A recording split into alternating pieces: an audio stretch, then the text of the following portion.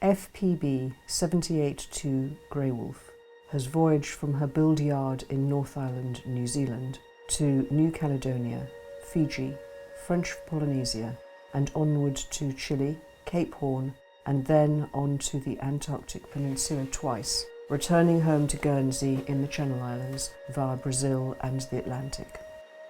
Since then, she has visited France, Scotland, Norway, and many points between. During these voyages, she has collected some incredible video footage, which we invite you to share. These short videos, or chronicles, of Grey Wolf's progress cover the Bay of Islands as well as a selection of incredible images of her family cruise to Antarctica with her hull sister, FPB 78-3, Iron Lady 2. Grey Wolf's drone flies high and delivers a bird's-eye view of the land and seascape that puts the scale and navigational challenges of this place into perspective.